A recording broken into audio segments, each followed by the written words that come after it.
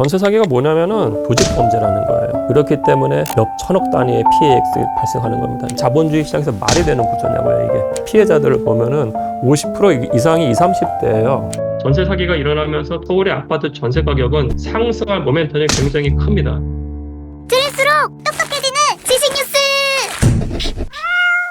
서울 같은 경우에 아파트가 50%고 비아파트, 연립주택이 50%예요. 거기서 단독주택의 비중 굉장히 작아요. 그 얘기는 뭐냐면은 연립주택 자체가 주택시장에서 큰 역할을 한다는 거예요. 다 알겠지만은 아파트하고 연립주택 또는 빌라를 봤을 때 아파트는 상위제고 빌라는 상대적으로 열의제예요. 열의제란 건 뭐냐면 서민들을 위한 공간이라는 얘기예요. 서민들을 위한 주택이기 때문에 이건 반드시 공급돼야 되는 겁니다. 근데 앞으로 서울 같은 경우에 대규모 재개발 힘들어요. 그래서 힘들다고 했을 때 그럼 빌라가 역할을 하는데 많은 사람들이 전세로 들어간다고 했을 때 법적 리스크하고 금융적 리스크가 있는 경우에 빌라 시장이 계속 이렇게 존재를 할 것인가까지 가는 거예요. 안녕하세요. 저는 서울대학교에서 도시계획 그리고 부동산 가르치는 김경민입니다. 그러니까 작년에 전세 사기 이슈로 빌라 공급이 굉장히 끊겼거든요. 2, 3년 후에는 그때는 또다시 빌라에 관련하는 전세라든지 월세가 상승할 가능성도 나타나는 거죠. 공급이 부족하기 때문에. 매매는 떨어질까 봐 무서워서 못 하겠고 또 전세는 위험해서 못하겠고 월세도 올랐잖아요. 그러니까 이것도 못하고 저것도 못하는 실정이거든요. 이 열의제로서의 빌라 시장이 주택 시장에서 하는 역할이 존재하고 거기에 살려는 사람들도 많은 사람들이 존재를 하기 때문에 전세에 있어서 리스크 부분들을 정부가 이제는 해소를 해야죠. 정부 문제죠. 전세라는 것 자체가 굉장히 위험해요. 그래서 이 전세 사기는 모든 지역에 발생할 수 있어요. 그리고 모든 대상에 발생할 수 있어요. 부자 동네도 발생하고 가난한 동네도 발생하고 부자도 타겟이 될 수 있고 가난한 사람도 타겟이 될 수 있어요. 근데 이게 발생하는 지역을 보면 굉장히 한정되어 있어요. 예를 들어서 강서구 화곡동 그리고 인천시 미추홀구 그 경기도 수원시 비단 수도권만 있는 게 아니고요. 전국에 걸쳐서 나타나는 거예요. 지역을 보면은 대부분이 빌라촌이에요. 즉 서민 지역이란 말이에요. 상대적으로 가난한 사람 동네에 있고 피해자들을 보면은 50% 이상이 20, 30대예요. 말도 안 되잖아요, 사실은. 근데 여기서 제가 봤을 때 가장 문제가 되는 건 뭐냐면은 이 MZ 세대가 이거 자살을 하는 거예요, 사실은. 예를 들어서 인천시 미추홀구에 있던 케이스를 보면은 이 친구가 9천만 원의 전세를 들어갔어요. 근데 이게 경매에 들어가면서 돈을 날리게 됐어요. 주택임대차보호법에 의해서 받는 돈이 3,400만 원이에요. 날린 게 5,600만 원을 날려요. 기성세대가 봤을 때 어떻게 5,600만 원 때문에 자살하냐는 생각을 해요. 근데 그게 굉장히 잘못된 거예요. 왜냐면은 20대가 평균적으로 1년에 저금하는 금액이 700만 원이에요. 부자인 젊은 친구들도 있고 가난한 젊은 친구들도 있단 말이에요. 그러면 인천시에서의 노동자 젊은 친구라면은 700만 원 이하일 거란 말이에요. 예를 들어 600만 원이라고 치면은 그 친구가 9년 이상 일한 노동의 그 집적체가 날아가 버린 거예요. 그러니까 그냥 멘탈이 나가는 거예요.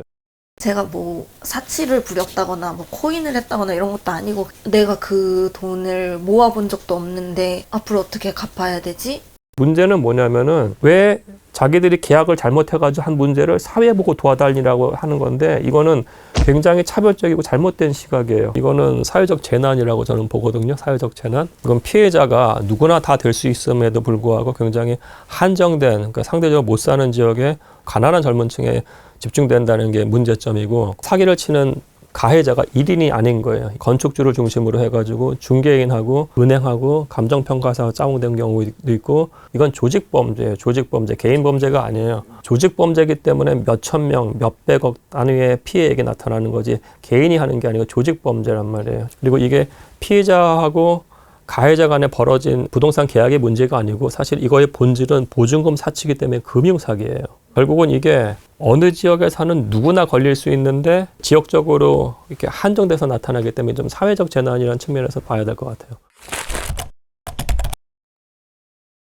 2022년부터 대형 전세 사기 사건이 일어나면서 정부가 나름의 정책을 펼쳤는데 그럼에도 불구하고 전세 사기 사건이 끊이지 않는 이유는 무엇일까요? 전세 자체의 리스크에 대해서 우리가 좀 알아야 될 것 같아요. 전세 사기가 이번만 일어난 게 아니에요. 이번만 일어난 게 아니고 1933년 조선일보 기사가 떠요.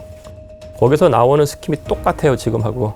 집주인이 있는데 누군가 찾아와가지고 가계약을 해요. 가계약을 하고 계약금도 조금 줘요. 그 다음에 이 문서를 갖고 내가 집주인양 행세를 하면서 임차인들을 꼬신 다음에 전세금을 받고 이 사람을 도주하는 거예요. 그러니까 이게 구조가 100년 전부터 계속되어 온 거예요, 사실은. 법적인 맹점이 굉장히 심해요, 지금 사실 제가 봤을 때는.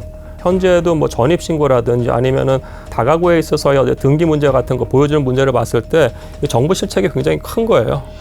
잔금 치르는 이사 당일도 이제 이체하기 직전에도 등본을 떼서 확인한 다음에 보냈고 근저당이나 뭐나 아무것도 없이 계속 깨끗했거든요. 이거는 내가 완전히 속았구나.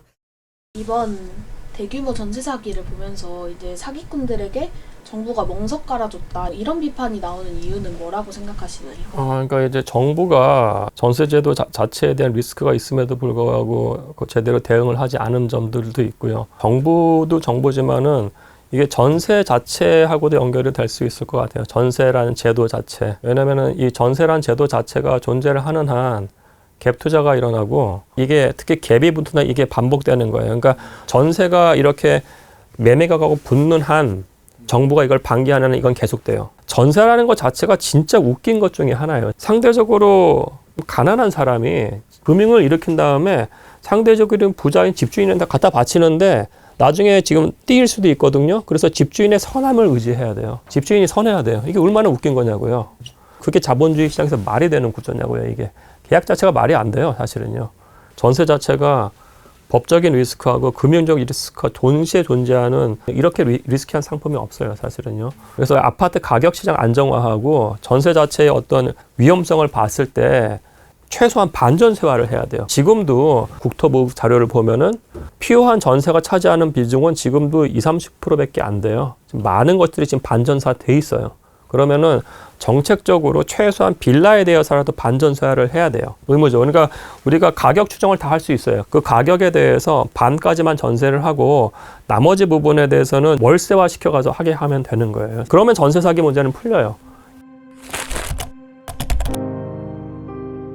우리나라는 국가공인중개사가 있는데 이런 문제가 왜 발생을 하는 거예요? 제가 봐서 크게 4가지 원인이거든요. 그러니까 정보 비대칭성이 존재한다는 것하고 중개인의 도덕적 해이가 나타나서 굉장히 이상한 짓을 하는 것, 페널티가 존재하지 않았고 모니터링 체계가 없었다는 것, 전세 자체의 리스크, 이 4가지인데 우선 첫 번째 정보 비대칭성이라는 건 가격을 모르는 거잖아요, 사실은요.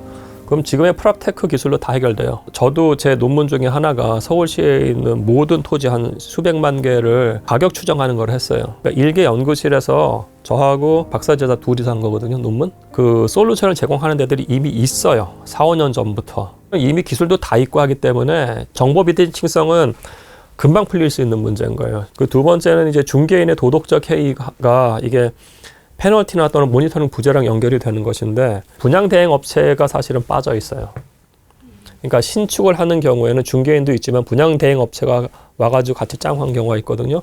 근데 분양 대행 업체는 사실 감독 기관이 지금 없어요. 정부 국가기관에서 감독을 해야 돼요. 예를 들어서 한국부동산원이 충분히 그 일을 할 수가 있어요. 한국부동산원에서 가격 공시를 하잖아요. 전국에 자기들의 부동산 중개인 네트워크가 있어요. 임대차 분정 조정위원회도 부동산 위원회 밑에 있어요. 그래서 여기가 강력한 감독 권한하고 모니터링 페널티를 줄 수 있는 기능을 있으면 돼요. 즉 금융감독원 같은 역할을 하면 되는 거예요. 사실 이 전세 사기는 중개인이라는 사람이 이게 신뢰를 기반으로 하는 자본주의 거래에서 이 사람이 굉장히 문제점을 일으켰어요. 그러니까 자본주의에 대한 심각한 도전이에요.